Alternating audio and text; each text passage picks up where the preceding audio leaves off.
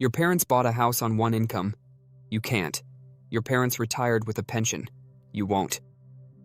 The distance between those two sentences is not a story about character or effort. It's a story about arithmetic. And the arithmetic has been running quietly against you since before you were born. Most people who feel this gap have a theory about it. The theories tend to be personal. You didn't work hard enough, or you chose the wrong career, or you spent too much on things you didn't need. The self-blame is almost universal and almost entirely misplaced. The second theory, the cultural one, is that something softened in the generations that came after the post-war boom. That discipline eroded, that people stopped delaying gratification, that the work ethic which built the middle class was somehow not transmitted forward. This theory is extremely popular among people who benefited from the system before it changed. Both theories have the same structural problem. They locate the cause in the individual when the evidence is systemic. Real median wages in the United States peaked in 1973 and spent the next 2 decades going nowhere. Home ownership rates among adults under 35 have been falling for 40 years. The ratio of median home price to median household income was roughly 2.5 to 1 in 1970. Today, the national median sits above 5.5 to 1, and in the cities where most economic opportunity is actually concentrated, the ratio runs closer to 10 or 12. These numbers do not describe a generation that lost its work ethic. They describe a system that was restructured. Understanding that restructuring, what caused it, who it benefited, and how it operates mechanically, is not an academic exercise. It is the most practical act of financial self-defense available to anyone living inside this system. Welcome to the Hard Cap. This is not a channel about price. It's a channel about civilization. To understand how purchasing power moves from one group of people to another without anyone writing a check or signing a form, you have to go back to a man most people have never heard of, an Irish-French economist named Richard Cantillon, writing in the 1730s. Cantillon was not trying to build a political theory. He was observing something concrete. In an economy where new money is created and injected at a specific point, the people closest to that injection point get to spend the new money before prices have adjusted upward to reflect its existence. They get the full purchasing power. By the time the new money has circulated outward, through wages, through retail prices, through the cost of ordinary goods, prices have already risen. The people at the end of that chain, the wage earners, the savers, the people without assets, receive the money last and spend it first against higher prices. This is the Cantillon Effect. It is not a theory about greed or conspiracy. It is a mechanical description of how new money distributes through an economy. And it contains within it a prediction. In any system that creates new money continuously, wealth will systematically flow from the periphery to the center, from wage earners to asset holders, from the many to the few. Cantillon wrote this in an era of commodity money and early banking. He could not have imagined the scale at which his observation would eventually operate. On August 15, 1971, Richard Nixon ended the convertibility of the US dollar to gold. This is the hinge event of the modern monetary era, the moment the world's reserve currency was fully decoupled from any fixed external constraint. From that date forward, the supply of dollars was not limited by the amount of gold held in reserve. It was limited by political will. And political will, as history demonstrates repeatedly, is not a hard constraint. What followed was not immediate catastrophe. Catastrophe rarely is immediate. What followed was a slow structural shift in who benefits from economic growth. A shift so gradual, so embedded in the normal functioning of institutions, that most people living through it had no vocabulary to describe what was happening to them. Between 1971 and 2023, the M2 money supply, the broad measure of dollars in circulation, expanded from roughly $685 billion to over $21 trillion. That is an increase of more than 3,000%. Over the same period, average real wages for non-supervisory workers grew by less than 15%. The expansion of the money supply and the expansion of worker purchasing power were not traveling together. They were traveling in opposite directions, at different speeds, toward different destinations. The people who owned assets when the money was created, equities, real estate, bonds, watched those assets appreciate as the new money flooded into markets. The S&P 500 went from roughly 100 in 1971 to over 4,000 in 2023. U.S. residential real estate values roughly doubled in real terms, with nominal gains far exceeding that. These gains did not fall from the sky. They were, in the most literal sense, a transfer. Purchasing power was extracted from the currency held by ordinary people and deposited into the asset values held disproportionately by the wealthy. This is Cantillon's observation running at civilizational scale across half a century. The mechanism is worth slowing down on because it operates invisibly, and its invisibility is part of its power. When the Federal Reserve creates new money, whether through direct asset purchases, through expanding the money supply, or through lowering the cost of borrowing, that money enters the system through the financial sector first. Banks receive it, large asset managers receive it, corporations with access to cheap credit receive it. They use it to purchase assets, equities, real estate, bonds. Those assets rise in value because more money is now competing for the same number of assets. This is not a side effect. It is the direct mechanical consequence of where the money enters the system. The wage earner participates in this process last and least. Their wages, if they rise at all, rise slowly. Labor markets adjust with significant lag. Their savings, if held in currency or low-yield accounts, erode in real terms as the price level adjusts upward. Their path to asset ownership, the historical mechanism of middle-class wealth accumulation, becomes progressively steeper as asset prices inflate faster than their income.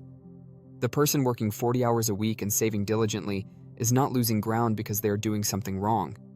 They are losing ground because the system is designed, not conspiratorially, but mechanically, to transfer value from their position to the position of those who entered the asset class earlier or with more capital.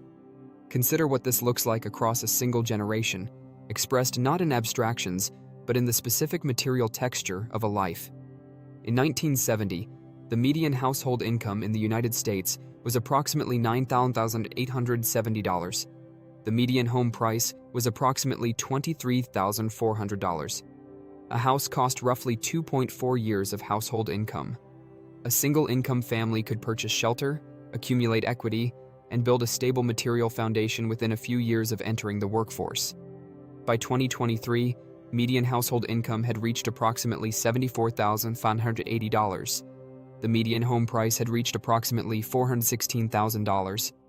A house now costs more than 5.5 years of household income, and that calculation uses national medians that obscure the far more extreme ratios in the cities where most economic opportunity is actually concentrated.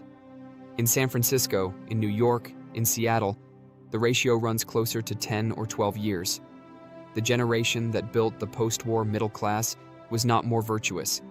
It was operating in a different monetary environment, one in which the structural headwinds now facing wage earners had not yet fully materialized. The Nixon shock was 1 year away from occurring when those 1970 numbers were recorded. The full force of the Cantillon transfer was still in its early stages. What that generation experienced as normal, one income, one house, one retirement, was, in monetary terms, the last gasp of a harder money era. The kitchen table their children grew up around was purchased in a world that no longer exists. The question that follows from all of this is not rhetorical. It is structural. If the mechanism is real, if the transfer is measurable, if the numbers confirm what 3 generations of working people have felt in their bones without being able to name it, then what is the exit? What breaks the machine? The standard answers don't survive contact with the mechanism. Tax policy can redistribute some of what the Cantillon effect produces, but it cannot stop the production. Regulation can limit some of the most aggressive financial behaviors, but it cannot alter the fundamental dynamic of who receives new money first. Wage legislation can push the floor upward, but it cannot prevent the ceiling from rising faster. Every intervention proposed within the fiat framework is downstream of the problem.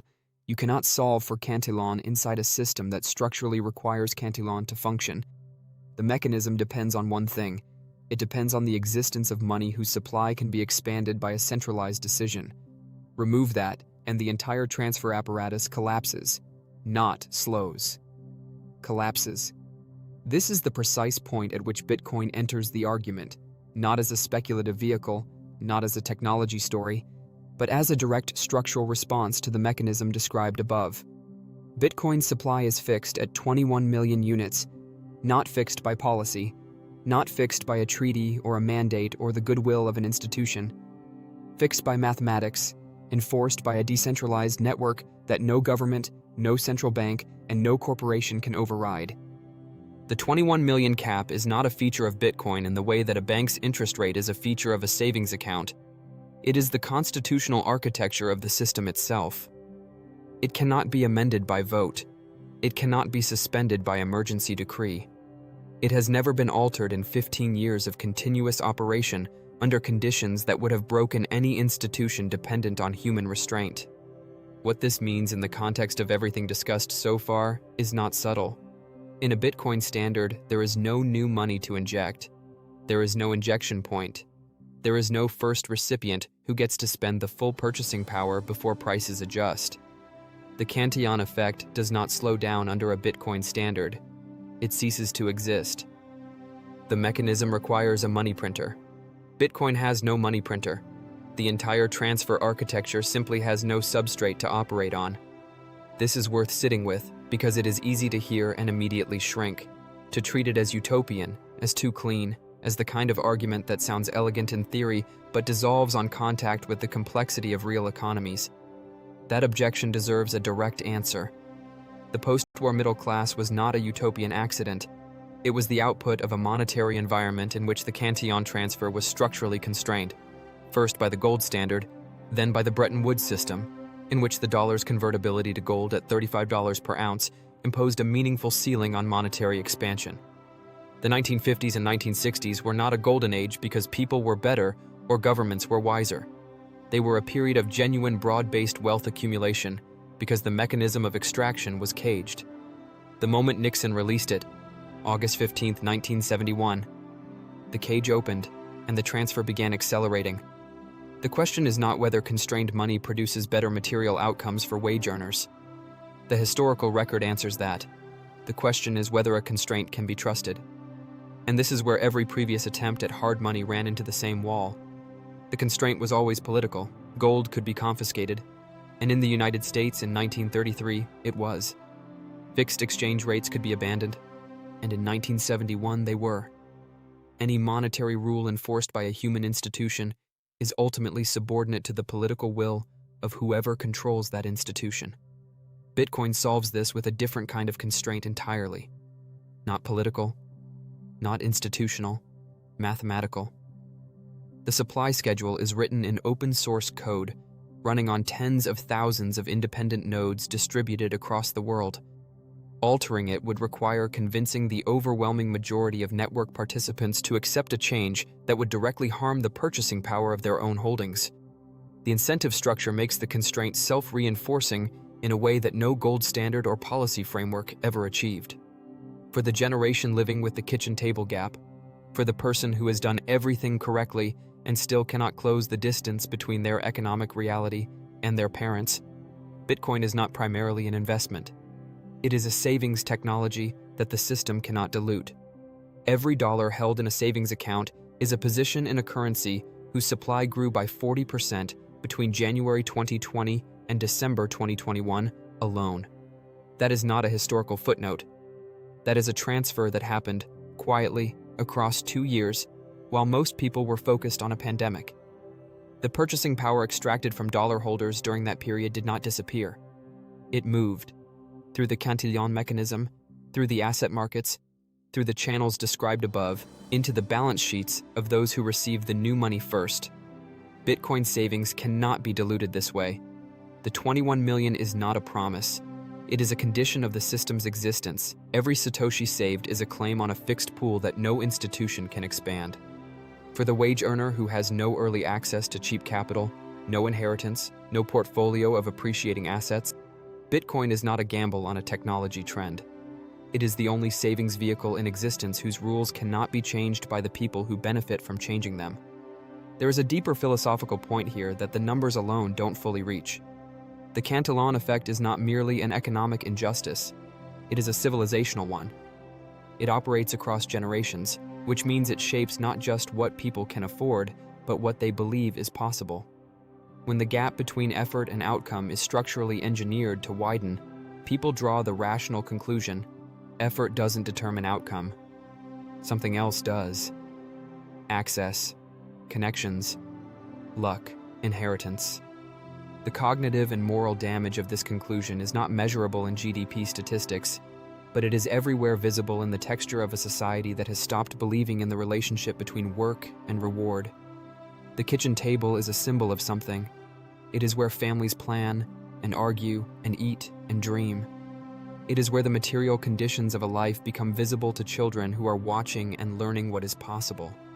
When the table is purchased on one income in 1968, and the same table, in the same neighborhood, requires two incomes and a decade of saving in 2023, something is being transmitted to the children at that table beyond the dinner. A message about the world, about what it offers, about what it withholds. Sound money does not solve all of this. It does not rebuild community, or restore institutions, or resolve every anxiety of modern life. But it removes the structural mechanism that is quietly engineering the despair. It stops the extraction. It holds the line between effort and outcome. It makes the promise that a civilization implicitly makes to its people: work, save, build, something the monetary system no longer systematically breaks. Cantillon observed in the 1730s that new money is not neutral. It has a first recipient. That first recipient has an advantage. And that advantage, compounded across decades and institutions and policy cycles, produces exactly the world we are living in.